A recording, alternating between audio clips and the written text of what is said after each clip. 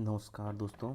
तो ये वीडियो लगभग 3-4 पार्ट्स में आएंगे, क्योंकि इसमें हम लोग एक्चुअली वेलफेयर से रिलेटेड चीज़ों के बारे में देखेंगे।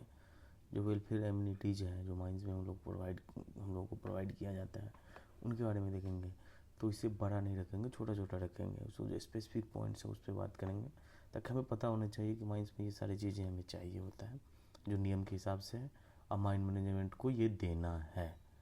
तो इसके बारे में हम लोग देखते हैं। तो पहला आता है शेल्टर, कि काम कर रहे हैं तो शेल्टर की ज़रूरत होगी। शेल्टर, तो शेल्टर का क्या है ना, कि पहले तो हमको ये जानना है कि हमें शेल्टर चाहिए क्यों, और इसमें शेल्टर चाहिए क्यों। तो शेल्टर तो मेनली आप जान ही रहे हैं कि दो चीज़ के लिए चाहिए होता है। चाहे तो आप रेस्ट करिए, या फिर आपको वहाँ पर खाना वाना खाना है, उसके लिए चाहिए।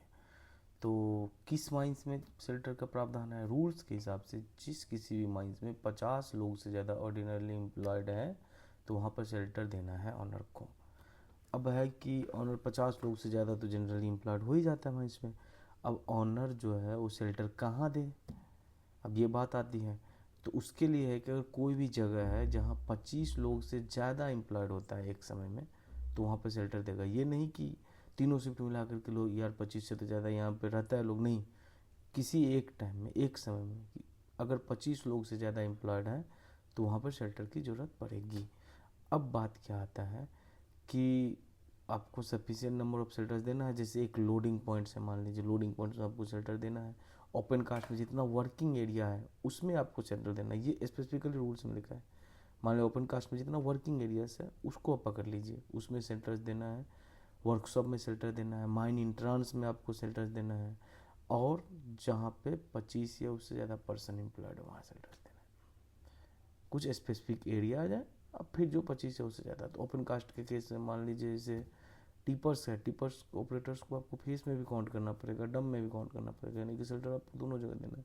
ओपन कास्ट के केस में मुश्किल हो जाता है, तो इसीलिए उस केस में है कि जहाँ जहाँ वर्किंग हो रहा है आप वहाँ पर एक शेल्टर दे दीजिए, तो लगभग सफिशियंट है, क्योंकि वहाँ पर मूवमेंट होती रहती है।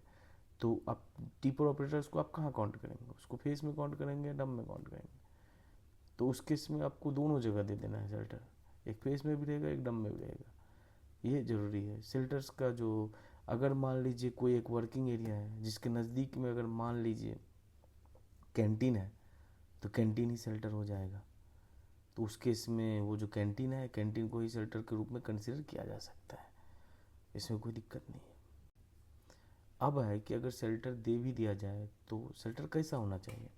तो शेल्टर के लिए है कि उसका जो फ्लोर का एरिया है वो कम से कम 14 मीटर स्क्वायर का होना चाहिए, मतलब 14 मीटर स्क्वायर का होना चाहिए। 14 मीटर स्क्वायर का इसका मतलब ऑलमोस्ट समझिए आप 4/3 से बड़ा होना चाहिए, थोड़ा सा 4/3 का जो रूम है उससे बड़ा होना चाहिए, जो उसका शेल्टर का फ्लोर एरिया है। अब हाइट आता है, तो हाइट में आपके पास दो ऑप्शन है। चाहे तो आप उसको स्लोपिंग रूफ बना सकते हैं, या फिर आप प्लेन फ्लैट रूफ बना सकते हैं। अगर आप फ्लैट रूफ बनाते हैं तो उसकी जो हाइट होनी चाहिए मिनिमम, कम से कम हाइट आपको 2.5 मीटर होना चाहिए, उसकी हाइट रूफ का, ताकि आदमी आराम से जाए आए। अगर फ्लैट रूफ है, मिनिमम है। अगर उससे ऊपर चाहे तो बना सकते हैं आप। और अगर आपका स्लोपिंग रूफ है, तो स्लोपिंग रूफ के केस में जो हाइट का रिस्ट्रिक्शन है, इसको जो है मतलब जो स्लोपिंग रूफ में जो लोएस्ट पॉइंट रहेगा उसका हाइट कम से कम 1.8 मीटर होना चाहिए, और जो हाईएस्ट पॉइंट है उसका हाइट कम से कम 2.5 होना चाहिए, सेम है स्लोपिंग रूफ के केस में। अब ये नहीं कि आपने शेल्टर बना दिया, हाइट वाइट भी है, ऐसा नहीं। उसका स्टैंडर्ड ऐसा होना चाहिए कि वो वेदर प्रूफ रहे। मान लीजिए कि उसमें हवा, मतलब जैसे मान ली बारिश हो तो पानी ना घुस जाए, धूप ना आए, तो वेदर प्रूफ रहे, वो वेदर से उसे प्रोटेक्ट करे। और उस रेस्ट शेल्टर में ड्रिंकिंग वाटर होनी चाहिए, ठंडा और wholesome drinking water. Wholesome drinking water क्या होता है? होलसम ड्रिंकिंग वाटर होता है, इसमें लिख दिया cool and wholesome drinking water. ठंडा तो हम समझ गए हैं, होलसम ड्रिंकिंग वाटर मतलब ऐसा ड्रिंकिंग वाटर होना चाहिए जो पीने लायक हो, प्यूरिफाइड हो, जो सर्टिफाइड हो। अब इसमें हम लोग आगे देखेंगे कि ड्रिंकिंग वाटर कितना प्रोवाइड किया जाता है, वो डिपेंड्स करता है वर्कमैन पे, कितना वर्कमैन एम्प्लॉयड है। अभी आप ये जान लीजिए होलसम ड्रिंकिंग वाटर है वो ऐसा ड्रिंकिंग वाटर जो पीने लायक हो। उसकी अलग टेस्ट होती है, अगर वो टेस्ट में वो पास करेगा फिर वो कंसीडर किया जाएगा होलसम ड्रिंकिंग वाटर।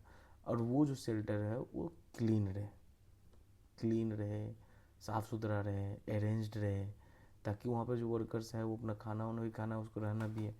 और ये रिस्पॉन्सिबिलिटी हम वर्कर्स की भी हो जाती है कि वो इस चीज़ को मेंटेन करके रखें। तो यही था शेल्टर का मेन प्रावधान। अगर 50 से ज़्यादा लोग किसी भी माइंस में हैं तो शेल्टर रहेगा। और शेल्टर रहेगा तो कहाँ रहेगा, जहाँ जहाँ वर्किंग एरिया है ओपन कास्ट में वो हर जगह रहेगा। माइन इंट्रांस के पास भी रहेगा, लोडिंग पॉइंट्स के पास रहेगा, और अगर 25 से ज़्यादा पर्सन जहाँ पर भी डिप्लॉयड है वहाँ पर भी आपको शेल्टर देना है। शेल्टर का जो हाइट होना चाहिए वो कम से कम 2.5 मीटर होना चाहिए अगर फ्लैट रूफ है तो। अगर वो स्लोपिंग में है तो जो हाईएस्ट पॉइंट है वो 2.5 रहेगा कम से कम, और जो लोएस्ट पॉइंट है उसका 1.8 मीटर कम से कम रहेगा। फ्लोर एरिया उसका 14 मीटर स्क्वायर कम होना चाहिए और साफ़ सुथरा रहे, और उसमें ड्रिंकिंग वाटर प्रोवाइड किया जाए, ऐसा वाटर जो पिया जा सके। यही था शेल्टर का। अब अगले वीडियो में हम लोग दूसरे किसी एमिनिटी के बारे में देखेंगे। Thank you.